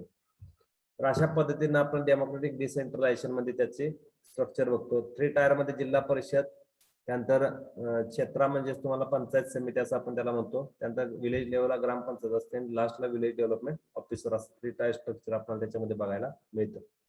आता हे आपल्याला याच्यामध्ये थोडक्यात दिलंय method of community development program. In the community development program no instruction is given for tackling any problem.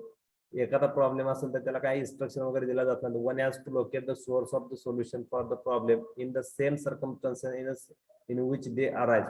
आता याच्यामध्ये तुम्ही बघितलं असेल official and non official members ते directly participate in that one development programme. So they directly observe the specific problem and tackle that one problem based on necessity and based on the felt need of the community. The community has to be encouraged to seek out the solution. आणि याच्यामध्ये काय केलं जात होतं, जे काय solutions असतात की ज्या फॉर एक्झाम्पल रोड फॅसिलिटीसाठी, म्हणजे जर तुमच्या इथं बऱ्यापैकी ऍग्रिकल्चरचं रॉ मटेरियल असेल किंवा प्रोसेस प्रोडक्ट तयार होत असेल तर त्याचं ट्रान्सपोर्टेशन होणं हे गरजेचं असतं. म्हणजे त्याच्यामध्ये प्रॉब्लेम हा कसा तिथं दिसून येतो की ट्रान्सपोर्टेशनचा प्रॉब्लेम. मग त्यासाठी मीन्स ऑफ ट्रान्सपोर्टेशन तयार करणं, रोड फॅसिलिटी तयार करणं, म्हणजे अशा गोष्टी. किंवा तुम्हाला जर प्रोसेसिंग इंडस्ट्रीज एस्टॅब्लिश करायचं असेल तर तुम्हाला सोर्सेस अवेलेबल आहेत पण इलेक्ट्रिसिटी अवेलेबल नाही, तर त्या इलेक्ट्रिसिटी त्या ठिकाणी अवेलेबल करून देणं. Likewise major issues should observe under this program, and likewise community development project implemented with the cooperation of the official and non-official member from national level to the grassroots level. Then next one, national extension service. आता याच्यामध्ये तुम्हाला जे काय state level, district level, म्हणजे याचं जे काय arrangement असेल, डेमोक्रेटिक डिसेंट्रलायझेशन म्हणजेच काय, तुमचं जे काय मनी असेल किंवा फायनान्शियल असिस्टन्स असेल किंवा तुमच्या अथॉरिटीज असतात तर त्या डिस्ट्रीब्युट केल्या जातात. म्हणजे national level to the grassroot level, त्याला आपण 3 टायर स्ट्रक्चर किंवा डेमोक्रेटिक डिसेंट्रलायझेशन असं म्हणतो. जसं आपण विलेज लेवलला जर गेलो तर त्याच्यामध्ये ऑफिशियल मेंबर हा त्याच्यामध्ये ग्रामसेवक असतो आणि नॉन ऑफिशियल मेंबर हा सरपंच असतो. या दोघांच्या संगनमतानं गावातले प्रॉब्लेम तिथं सर्च केले जातात आणि प्रायोरिटी बेसवरती त्याच्यामध्ये काम केलं जातं आणि ते प्रॉब्लेम तिथं सोडवले जातात. सेम वे डिस्ट्रिक्ट लेवलला, सेम वे तुमच्या तहसील लेवलला ब्लॉक डेव्हलपमेंट ऑफिसर असतो आणि अध्यक्ष असतो, पंचायत समिती अध्यक्ष आणि ऑफिशियल मेंबर ऑफ बीडीओ असतो. तर यांच्या संगनमतानं गावाचे जे काही प्रॉब्लेम असतात ते प्रायोरिटी बेसवरती त्याच्यावरती लक्ष केंद्रित केलं जातं आणि ते स्टेप बाय स्टेप तिथं सोडवले जातात. आता या कम्युनिटी डेव्हलपमेंट प्रोजेक्ट मध्येच याच्यामध्ये allround development with the help of cooperation and self help, याच्यामध्ये सगळ्याच गोष्टी येतात. स्ट्रीट लाईट फॅसिलिटी येते, टॅप वॉटर फॅसिलिटी येते, त्यानंतर तुमचं रोड कन्स्ट्रक्शन येतं, फॅमिली डेव्हलपमेंट येते, एज्युकेशन येतं, हेल्थ येतं, तर या सगळ्या गोष्टी त्याच्यामध्ये येतात. देन नेक्स्ट वन आहे नॅशनल एक्सटेन्शन सर्व्हिस.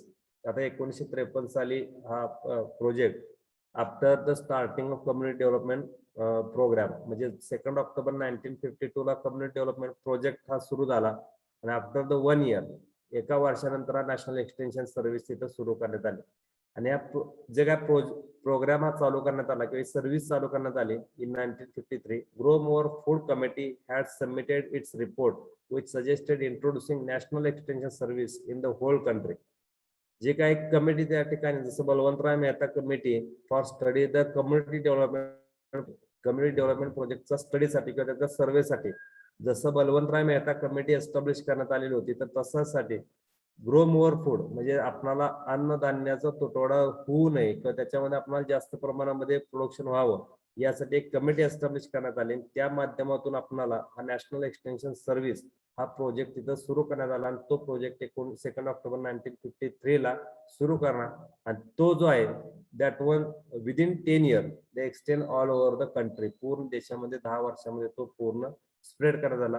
आता डेव्हलपमेंट वर्क ऑफ ऍग्रिकल्चर कुड properly progress in the entire country. आणि हा मेन जो फोकस होता हा ऍग्रिकल्चर होता.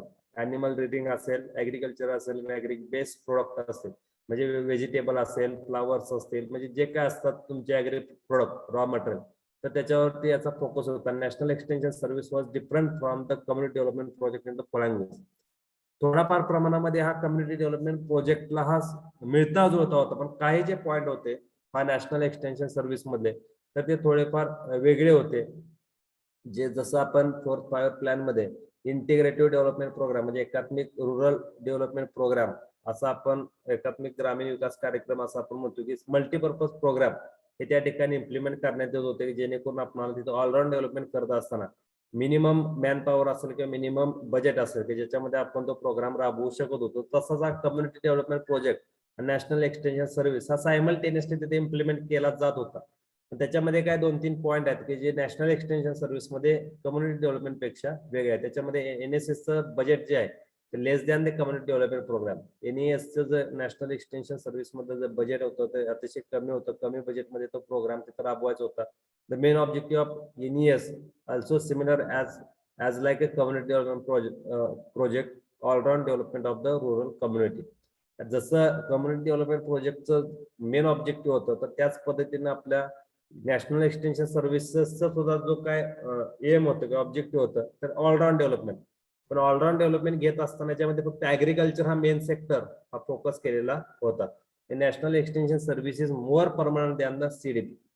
कम्युनिटी डेव्हलपमेंट प्रोजेक्ट हा ट्रायल अँड एरर बेसिसवरती म्हणजे काही ब्लॉक मध्ये इम्प्लिमेंट केला, काही ब्लॉक मध्ये इम्प्लिमेंट केला आणि स्टेप बाय स्टेप तो एक्सटेंड होत गेला. National extension service within 10 year तो पूर्ण कंट्रीमध्ये हा एस्टॅब्लिश करण्यात आलेला होता. The work of National Extension Service is continuing even today.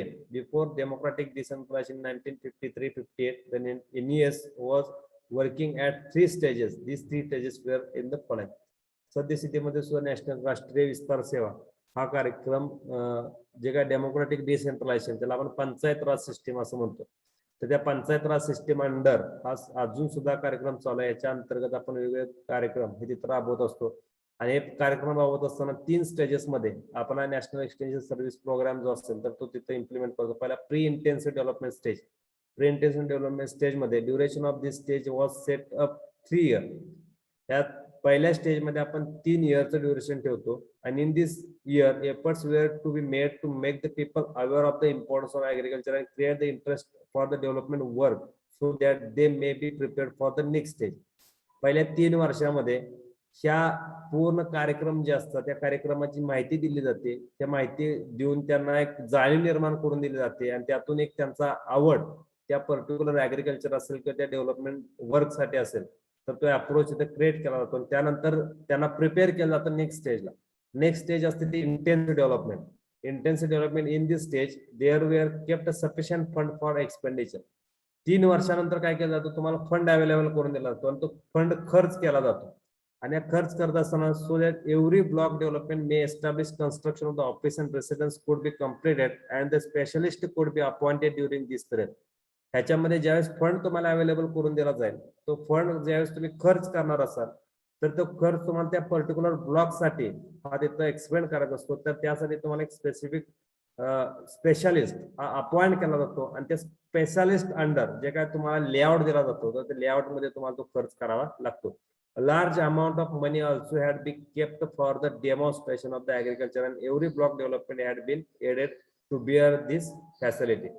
आता जरी तुम्हाला large amount of money available असेल तर डेमॉन्स्ट्रेशन हा एक मेन त्या ठिकाणी कंटेंट ठेवण्यात आलेला होता की जो अमाऊंट ऑफ मनी एक्सपेंड करण्याच्या अगोदर काय डेमॉन्स्ट्रेशन तिथे घेतले जात होते आणि डेमॉन्स्ट्रेशन बेस ज्यावेळेस तिथं पॉझिटिव्ह रिझल्ट येत होता किंवा इन्फ्लुएन्स दिसत होता तर त्यावेळेस त्या रिमेनिंग अमाऊंट ऑफ मनी जो असेल तर तो त्या ठिकाणी एक्सपेंड केला जात होता. थर्ड स्टेज त्याला आपण पोस्ट इंटेन्सिव्ह डेव्हलपमेंट स्टेज म्हणतो. In this period the construction of the offices residence were completed after salary of the workers of the development block and other expenditure had been deducted.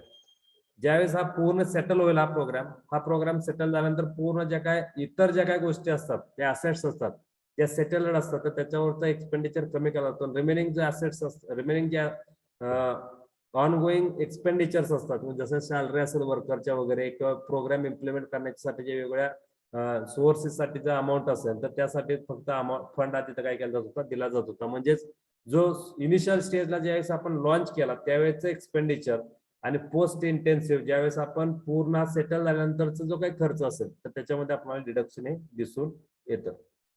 तर असा आपला पूर्ण community development project हा याच्यामध्ये आपल्याला बघायला मिळतो. याच्यामध्ये तुम्हाला डायरेक्ट ऑर्गनायझेशन स्ट्रक्चर असेल, कम्युनिटी डेव्हलपमेंट प्रोग्राम ह्याचा ऑब्जेक्टिव्ह विचारला जाईल, फिलॉसॉफी विचारला जाईल किंवा प्रिन्सिपल विचारले जातील. Next one point evaluation in extension. Monitoring and evaluation हा एक तुमचा महत्वाचा पार्ट आहे. मॉनिटरिंग म्हणजे त्याच्यावरती लक्ष देणं, त्याला आपण म्हणतो it is process of measuring, recording, collecting, processing and communicating information to assist project management decision making. तर तुम्ही बघितलं असेल ऍज लाईक सुपरविजन त्याला आपण मॉनिटरिंग म्हणतो, म्हणजे लक्ष ठेवणं. आता लक्ष देत असताना तुम्हाला काय करावं लागतं, मेजरिंग करावं लागतं. एक प्रक्रिया आहे मेजरिंग, त्यानंतर रेकॉर्डिंग.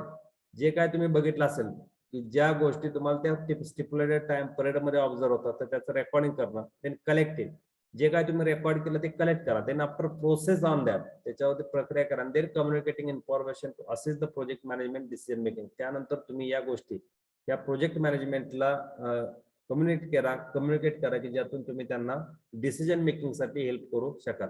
तर monitoring is a continuous and periodic review and surveillance by management at every level of the implementation of an activity to ensure that input, deliveries, work schedules, targeted outputs and other required actions are proceeding according to plan. आता हे monitoring कधी केलं जातं, हे कॉन्टिन्युअस monitoring असतं किंवा त्याच्यामध्ये periodic monitoring असतं. म्हणजे आफ्टर वन डे किंवा आफ्टर एव्हरी वीक किंवा आफ्टर एव्हरी फोर्टनाईट, म्हणजे 15 वेळेला असेल किंवा प्रत्येक दिवशी असेल किंवा प्रत्येक तासाला असेल, व्हॉट एव्हर मे बी. कसं असतं हे, कशासाठी केलं जातं, रिव्ह्यू अँड सर्वेलन्स. म्हणजे त्याचा मागोवा घेणं किंवा त्याचा तो सर्वे जो असेल किंवा जे आपण माहिती असेल तर ती माहिती गोळा करणं. आणि कधी कशासाठी केलं जात होतं, ऍट एव्हरी लेवल, प्रत्येक लेवलला केलं जात होतं की ज्यामध्ये आपलं implementation of an activity to ensure that input, deliveries and work schedule, जे काय पुढच्या स्टेप्स असतात तर त्याच्यामध्ये आपल्याला खात्री येण्यासाठी, म्हणजे आपण जे इनपुट देतो किंवा डिलिव्हरीज देतो किंवा वर्क शेड्यूल करतो किंवा टार्गेट आउटपुट असेल तर याच्यावरती कोर्स ऑफ ऍक्शन किंवा प्रोसिडिंग अकॉर्डिंग टू प्लॅन किंवा त्याच्यावरती आपल्या जे काय प्लॅन असतात तर ते प्रोसीड करणं, यासाठी मॉनिटरिंग गरजेचं असतं. आणि every project should have monitoring. प्रत्येक प्रोजेक्ट वरती मॉनिटर असणं किंवा मॉनिटरिंग करणं गरजेचं असतं. तर what you understand behind the monitoring, a project operation and performance are the aspect of the concern in monitoring. जे काय पूर्ण प्रोजेक्टचे आस्पेक्ट्स असतात किंवा त्याचे पूर्ण कॉन्सर्न असतात तर ते मॉनिटरिंग वरती डिपेंड असतात, with the view to keep track of the technical and economic efficiency. त्याच्यामध्ये तुम्हाला जे काही डिसिजन घ्यावे लागतात त्याला आपण एका स्पेसिफिक सिच्युएशन मध्ये तुम्हाला डिसिजन घ्यावे लागतात, स्पेसिफिक लेवलला तुम्हाला डिसिजन घ्यावे लागतात. तर ते डिसिजन हे ट्रॅक करण्यासाठी कसले टेक्निकल आणि इकॉनॉमिक इफिशियन्सी, तुमचं तांत्रिक आणि आर्थिक इफिशियन्सी, कार्यक्षमता आपल्या प्रोजेक्टची स्ट्रॉंग करणं, हा त्याच्या पाठीमागचा हेतू असतो. जर मॉनिटरिंग व्यवस्थित नसेल तर तुमचा प्रोजेक्ट हा इफिशियंटली वर्क करू शकत नाही. मॉनिटरिंग जर लूज असेल तर you are weak or you are inefficient in your technical and economic concept. So you should monitor it at every stage or every level in the project. In monitoring, the purpose of the ascertain where the project objective are achieved, this is carried out in the terms of monitoring मध्ये काय केलं जातं, whether the various tasks are carried out according to schedule. बरेच तुम्हाला task दिले जातात आणि ते टास्क कसे असतात, अकॉर्डिंग टू शेड्यूल दिले जातात की ते टास्क तुम्हाला त्या particular time stipulated time period मध्ये कम्प्लीट करावे लागतात. So monitoring should be done for completing various task, then whether the project impact is in accord with the project objective. जे काय प्रोजेक्ट इम्पॅक्ट असेल म्हणजे त्याच्यावरती जो दिसणार तुमचा इम्पॅक्ट असेल तर तो अकॉर्डिंग टू प्रोजेक्ट ऑब्जेक्टिव्ह आहेत का हे चेक करण्यासाठी तुम्हाला मॉनिटरिंग करावं लागतं. Then project objective, target and execution need adjustment. आता याच्यामध्ये तुम्हाला जर काय गॅप दिसत असेल, म्हणजे तुमचं जर तुम्ही जे काय ऑब्जेक्टिव्ह सेट केले असतील किंवा तुमचं आउटपुट जे काय तुम्ही देणार असाल तर याच्यामध्ये जर तुम्हाला गॅप दिसत असेल तर त्याच्यामध्ये ऍडजस्टमेंट करणं, यासाठी तुम्हाला मॉनिटरिंग करावं लागतं. कारण काही गोष्टीमध्ये आपण ऑब्जेक्टिव्ह 4-5 सेट करतो, 2 ऑब्जेक्टिव्ह आपण अचीव्ह करू शकतो, remaining objective can't achieve. Why we can't achieve that one objective, तर ते ऑब्जेक्टिव्ह का आपण अचीव्ह करू शकत नाही. व्हॉट इज अवर टार्गेट, आपलं टार्गेट काय, आपण ते टार्गेट अचीव्ह का करू शकत नाही. What is our executive plan or executive needs, so that adjustment is necessary. For that purpose monitoring at every level is most important. Thus monitoring is management function. एक management function आहे की ज्यामध्ये आपल्याला आपला प्रोजेक्ट मॅनेज करणं किंवा प्रोजेक्टचं व्यवस्थापन करणं यासाठी मॉनिटरिंग असणं गरजेचं असतं. Begin with start of the project and end with the completion of the project. आणि हे ज्यावेळेस आपण प्रोजेक्ट स्टार्ट करतो त्यावेळेस आपलं मॉनिटरिंग सुरू होतं आणि मॉनिटरिंग स्टॉप कधी होतं, ज्यावेळेस आपला प्रोजेक्ट पूर्ण स्टॉप असतो किंवा बंद होतो त्यावेळेस आपलं मॉनिटरिंग हे पूर्ण स्टॉप असतं. So each and every level monitoring is most important. आणि after monitoring evaluation. Monitoring and evaluation त्या एकमेकाला अनुरूप अशा गोष्टी आहेत. इव्हॅल्युएशन म्हणजे मूल्यमापन करणं, मॉनिटरिंग म्हणजे आपण ऍडजस्टमेंट करणं असेल किंवा आपलं जे काय मॅनेजमेंटच्या रिलेटेड ज्या काही गोष्टी असतील तर त्या सेट करण्यासाठी आपण मॉनिटरिंग करत असतो. मूल्यमापन म्हणजे आपण जे मूल्यमापन करत असतो तर ते इम्प्रुव्हमेंटसाठी करत असतो की ज्याच्यामध्ये आपल्याला डेव्हलपमेंट ही प्रत्येक स्टेजमध्ये गरजेची असतं. मूल्यमापन म्हणजे the term evaluation is derived from Latin word Valéry.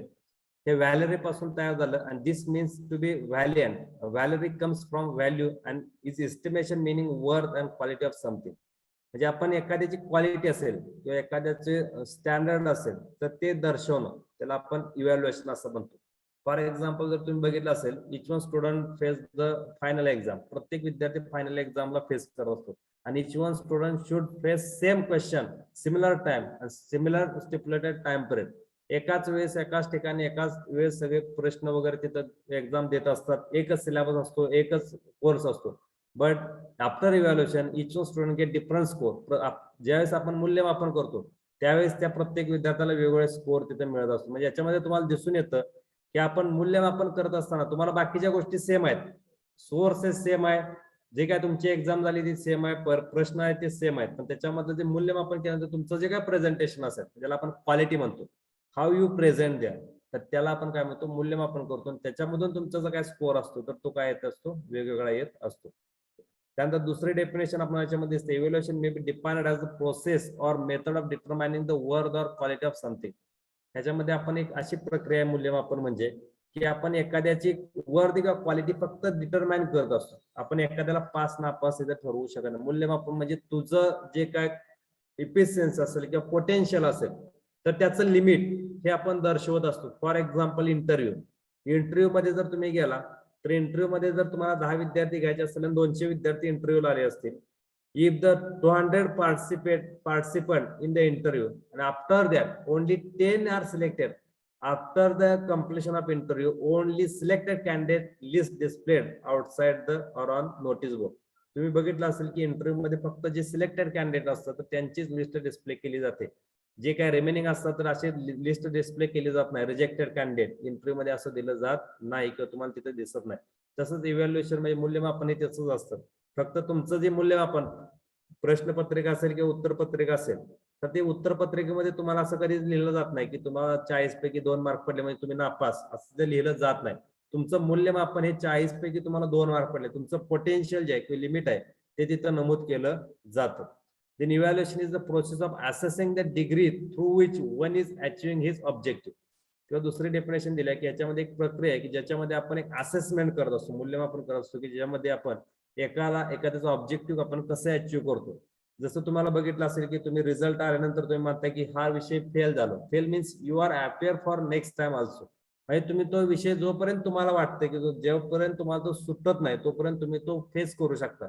म्हणजे मूल्यमापनामध्ये तुम्ही कधीच फेल नसता. एकदा विषय गेला की तुम्ही आता जिंदगीत कधीच तो विषय देऊ शकत नाही, असं तो होत नाही. तर ते तुम्ही पुन्हा त्याच्यावरती देऊ शकता, पुन्हा एक्झाम देऊ शकता, पुन्हा त्याच्यावरती रिपीटेडली ट्राय करू शकता आणि त्याच्यामध्ये तुम्ही तिथं सक्सेस हा घेऊ शकता. म्हणजे तुम्हाला एक बाउंड्री दिल्या, म्हणजे जर तुम्हाला 40 पैकी 20 पडले तर पास, म्हणजे तुमची बाउंड्री 20 ची आहे. ही 20 ही तुमची पोटेन्शियल, तुमचं पोटेन्शियल तिथपर्यंत वाढवणं अपेक्षित आहे असं त्याच्यामध्ये दिलं जातं.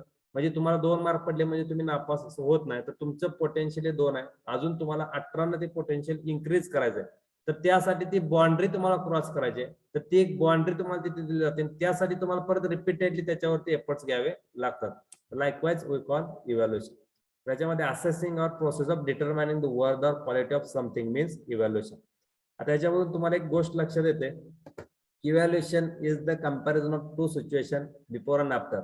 ह्याच्यामध्ये आपण फक्त कंपॅरिझन करू शकतो, मी अगोदर काय होतो ना आता काय. उदाहरणार्थ जसं मी आता तुम्हाला सांगितलं की तुम्हाला पहिल्यांदा एक्झाम दिल्यानंतर 2 मार्क पडले, परत एक्झाम दिल्यानंतर 40 पैकी 40 मार्क्स पडले. म्हणजे त्याच्यामध्ये सिच्युएशनचं मूल्यमापन आपण करतो की ज्यावेळेस तुम्ही सुरुवातीचे एफर्ट्स असतील किंवा इनिशियल स्टेजचे एफर्ट्स असतील आणि लॅटर स्टेजचे एफर्ट्स असतील तर त्याच्यामध्ये तुम्हाला थोडंफार तफावत दिसते. म्हणजे you increase your potential.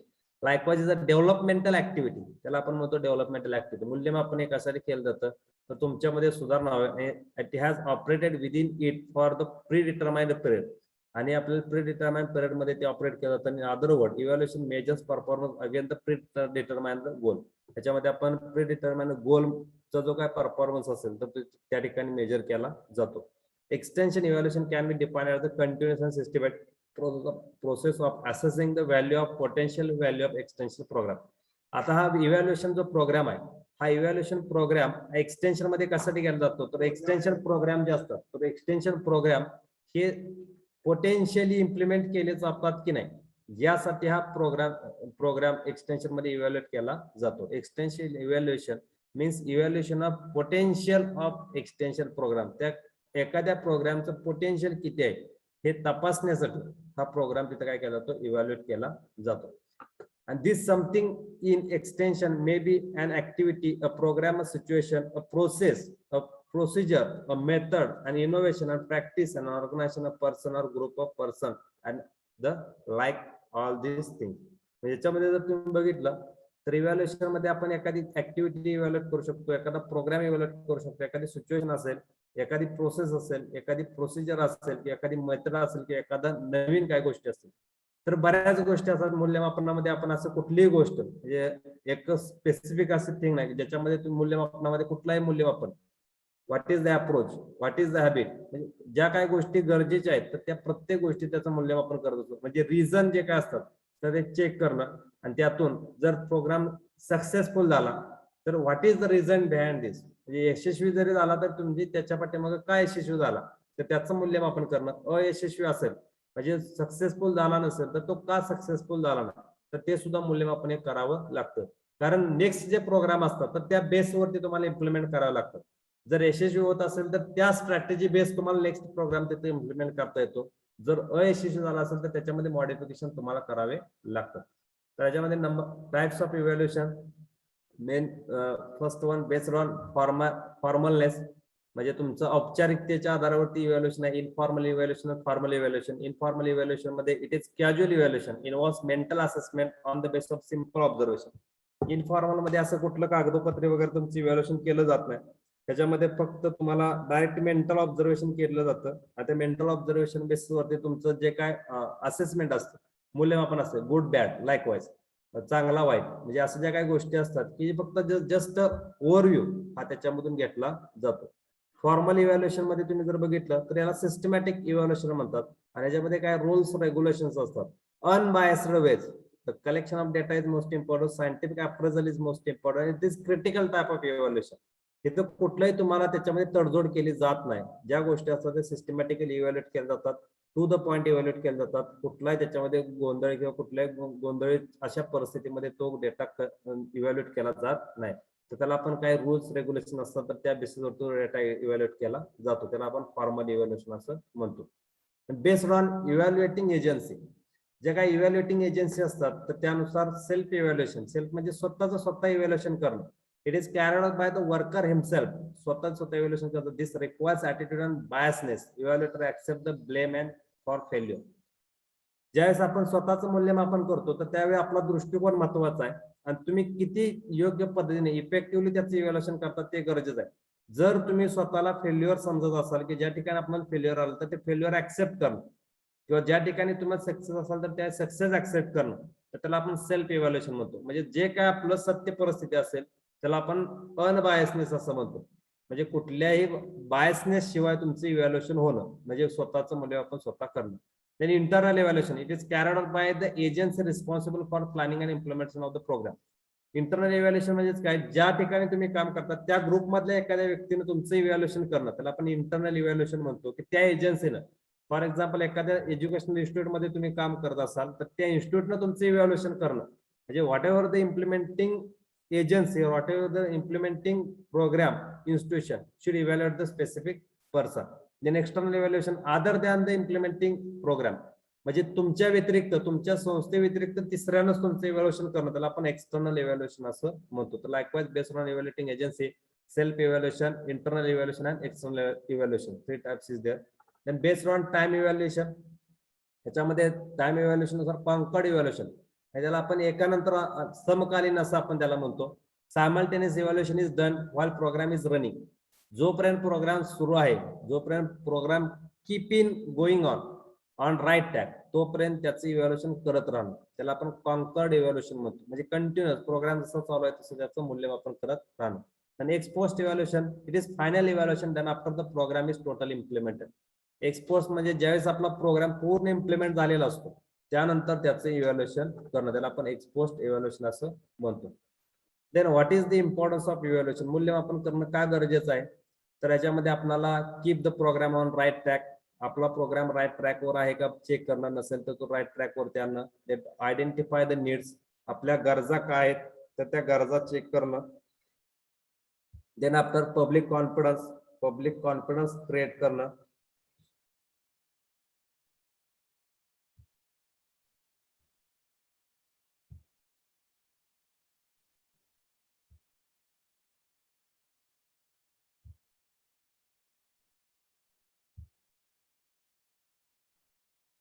Then after define objective clearly. तुमचे जे काय उद्दिष्ट असतात, जर तुम्ही सेट केलेले ऑब्जेक्टिव्ह असतात तर ते क्लिअरली डिफाईन करणं किंवा ते ऑब्जेक्टिव्ह क्लिअर करणं for helping proper decision making. तुम्हाला योग्य निर्णय, योग्य टप्प्यावरती योग्य निर्णय जर घ्यायचा असेल तर मूल्यमापन गरजेचं असतं. Then it help to establish benchmark the situation at the start of the program. म्हणजे तुम्हाला जे काय सिच्युएशन असतात त्या सिच्युएशनला कंटिन्युअस सिमिलर नसतात, तर त्या चेंजिंग असतात. काही ऑब्स्टॅकल क्रिएट होत असतात, काही ठिकाणी तुम्हाला एक कन्व्हिनियंट सिच्युएशन तिथं तयार होत असते. तर त्यासाठी एक बेंचमार्क सिच्युएशन म्हणजे ज्यामध्ये तुम्हाला त्याचं इव्हॅल्युएशन गरजेचं असतं. देन हाऊ फार आवर प्लॅन्स हॅव प्रोग्रेस्ड. आपलं जे काही नियोजन वगैरे असतात तर ते किती प्रमाणामध्ये आपण प्रोग्रेस करणं गरजेचं आहे. Then proceeding the right direction. आपल्याला एक चांगली डिरेक्शन मिळावी. Effectiveness of the program. आपला प्रोग्रामचं इफेक्टिव्हनेस हा इंडिकेट करणं. त्यासाठी locate the strong and weak point. आपले जे काय प्रोग्रामचे स्ट्रॉंग आणि वीक पॉईंट आहेत तर ते लोकेट करणं. Then improve our skill in working with people. आपलं जे काही कौशल्य असेल तर इतर लोकांच्या बरोबर काम करत असताना ते कसं इम्प्रूव्ह केलं जातं तर ते चेक करणं. Then help to determine priorities for activities in plan of work. ह्याच्यामध्ये आपल्या ज्या काही प्रायोरिटीज असतात की आपल्या प्लॅन ऑफ वर्क मधल्या ऍक्टिव्हिटीज आहेत तर त्या तिथे डिटरमाइन करणं. And to bring confidence and satisfaction of our work. ह्याच्यामध्ये आपल्या जे काय कामाचं समाधान असेल किंवा त्यातला आत्मविश्वास असेल तर तो वाढवणं किंवा उंचावणं हा एक त्याच्या पाठीमागचा हेतू असतो. आता what is the advantages of evaluation. मूल्यमापनाचा फायदा काय. जसं आपण इम्पॉर्टन्स बघितलं तर तेच फायदे आहेत की ज्यामध्ये आपला बेंचमार्क आपण डिसाईड करत असतो, आपले प्रोग्रेस प्लॅन तिथे तयार करत असतो, राईट डिरेक्शन आपण देत असतो, प्रोग्रामचं इफेक्टिव्हनेस आपण डिसाईड करत असतो, स्ट्रॉंग वीक पॉईंट आपण तिथे नोट करत असतो. त्यानंतर आपण स्किल जे पर्सन असतात तर त्यांच्याबरोबर आपण आपलं स्किल इम्प्रूव्ह करत असतो. प्रायोरिटीज डिटरमाइन करणं आणि confidence and satisfaction of work हे इम्प्रूव्ह करणं. तर what is the difference between monitoring and evaluation. आता मॉनिटरिंग आणि इव्हॅल्युएशन या दोन ज्या काही गोष्टी आहेत तर त्या एकमेकापासून कशा तुम्हाला वेगळ्या दिसतात. आता मॉनिटरिंग ही गोष्ट वेगळी आहे आणि इव्हॅल्युएशन ही गोष्ट वेगळी आहे. पण हाऊ यू डिवाइड और how you difference between them, त्या दोघांच्या मध्ये जर डिफरन्स बघितला तर monitoring it is a continuous process. Start to end it is continuous process. आता इव्हॅल्युएशन कसे आहे ही continuous as well as discontinuous process. याच्यामध्ये तुम्ही कंटिन्युअस सुद्धा करू शकता किंवा वन शॉट ऑपरेशन सुद्धा त्या ठिकाणी करू शकता. म्हणजे मिडवे मध्ये तुम्ही इव्हॅल्युएशन स्टॉप करू शकता. At the end of time म्हणजे एक्सपोस्ट इव्हॅल्युएशन आपण त्याला असं म्हणतो, तर इव्हॅल्युएशन तुम्ही करू शकता. म्हणजे एक पॉईंट तुम्हाला दिसतो की मॉनिटरिंग हे कंटिन्युअस असावं लागतं कारण आपल्याला मॅनेजमेंट करावं लागतं. इव्हॅल्युएशन हे आपल्याला आपण स्टार्टला असेल, मिडलला असेल किंवा एंडला असेल कधीही करू शकतो. Monitoring requires immediate use and mid course correction. Monitoring कशासाठी लागतं, ज्यावेळेस आपल्याला काय मॉडिफिकेशन करायचे असेल तर त्या मिडल असतील किंवा लास्ट असतील किंवा सुरुवातीला असतील, ज्या ठिकाणी असेल तर त्या ठिकाणी आपल्याला ते करेक्शन कराव्या लागतात. पण इव्हॅल्युएशन कशासाठी असतं, फ्युचर प्लॅनिंग साठी. Evaluation use for future planning. Monitoring it is done by implementing agency. जे इम्प्लिमेंट करत असतं ती एजन्सी फक्त मॉनिटरिंग करत असते, कोणी मॉनिटरिंग करत नाही. सुपरविजन, जर तुम्ही तुमचं शेत असेल आणि शेतामध्ये मजूर असतील तर मजुरावरती मॉनिटरिंग करत असताना जो शेताचा मालक आहे तोच त्याचं मॉनिटरिंग करतो, कोणी जाऊन तिथं मॉनिटरिंग करत नाही. जी इम्प्लिमेंटिंग एजन्सी असेल तर तीच मॉनिटरिंग करते. इव्हॅल्युएशन कोण करतं, सेल्फ इव्हॅल्युएशन असेल किंवा इंटरनल इव्हॅल्युएशन असेल किंवा आउटसाइड असेल, म्हणजे कुणी तिथे इव्हॅल्युएशन करू शकतो. मूल्यमापनाला तिथं काही लिमिट किंवा मर्यादा असत नाही. Monitoring quick but covers all unit. Monitoring हे क्विक आहे आणि सगळे युनिट कव्हर करतात. आणि evaluation it in depth evaluation आणि इट कव्हर ओनली सॅम्पल. त्याच्यामध्ये काय आपल्याला ऑल युनिट कव्हर करावं लागत नाही, एखादं सॅम्पल आपण तिथे इव्हॅल्युएट करू शकतो. Monitoring is the managing process. ही एक व्यवस्थापनाची प्रक्रिया आहे किंवा करेक्टिंग प्रोसेस आपण त्याला म्हणतो. आणि evaluation is the learning process. जसं तुम्हाला मी मगाशी सांगितलं की इंटरव्ह्यू मध्ये जर तुम्ही 200 विद्यार्थी गेला असेल आणि त्यातले 10 सिलेक्ट करायचे असतील तर 10 ची लिस्ट फक्त सिलेक्टेड कॅन्डिडेटची लावली जाते, रिजेक्टेड कॅन्डिडेटची लिस्ट लावली जात नाही. तर त्या पद्धतीने लर्निंग प्रोसेस म्हणून त्याला इव्हॅल्युएशन कडे बघितलं जातं. Monitoring is a symptomatic and early warning system आणि evaluation is a diagnostic system. Monitoring मध्ये काय येतं की ज्याच्यामध्ये तुम्हाला वॉर्न केलं जातं, म्हणजे जसं तुम्ही तुमच्या शेतामध्ये कोण मजूर काम करतोय, कोण मजूर काम करत नाही, मग तुम्ही लगेच अर्ली वॉर्निंग करतात, काम कर, व्यवस्थित कर, लगेच कर, चटकन कर. पण इव्हॅल्युएशन मध्ये तसं होत नाही. त्याच्यामध्ये तुम्ही डायग्नोज करतात, त्याची चौकशी करतात, चिकित्सा करतात, आणि त्याच्यानंतर तुम्ही फायनल लीड स्टेटमेंट तिथं घेत असतात. तर that one is the difference between monitoring and evaluation. Okay, that one part is completed in today's lecture. So our midterm exam scheduled in next week, and for midterm exam I hope all of you ready for this exam. But till date, whatever the topic we have covered, means which one? Education, extension program planning, extension system in India, various extension program, agriculture development program launched by ICAR, then new trends in agriculture extension, rural development program, community development, and evaluation in extension. So that one part for your midterm exam. So one test exam we schedule on Saturday. For that purpose, I provide you all notes and a model question for your study purpose. So all students should prepare very well for midterm exam, because 2+1 credit for this course, 20 marks for midterm exam, 80 marks for written final exam. So it requires 82 marks for passing, and separate passing is here. So all of you students should be careful during your study, and reading each and every part, and study each and every course content.